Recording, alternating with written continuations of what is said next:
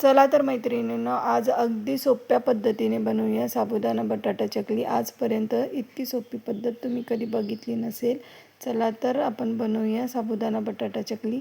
या चकलीसाठी आपल्याला बटाटा उकडत घालायचा नाही किंवा सोलायचाही नाही आहे आणि साबुदाणाही फक्त 1 ते 2 तास भिजत घालायचा आहे.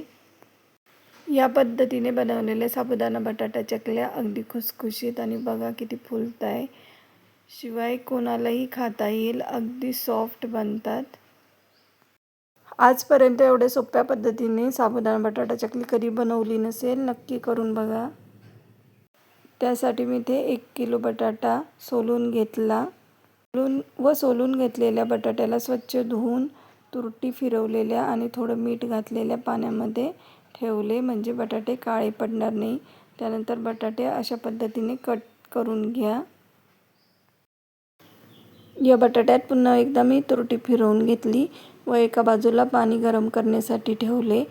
अर्धा कपाच्या साईजने मी 1 कप पाणी इथे घेतलेले आहे.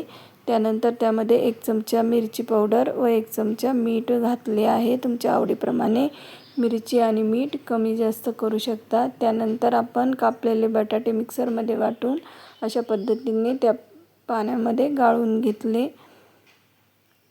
दुसरी बॅचही मी पुन्हा एकदा दळून आणि यात गाळून घेतले. त्यानंतर भिजवलेला साबुदाणा यामध्ये ॲड केला व अगदी 10 ते 12 मिनटं मी हे मिश्रण चांगले शिजू दिले. बघा, अशा पद्धतीने घट्ट झाल्यानंतर आपल्याला या मिश्रणाच्या चकल्या तयार करून घ्यायच्या आहे.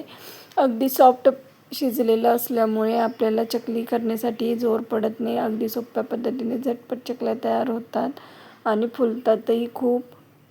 बघा किती छान चकल्या तयार झाल्या.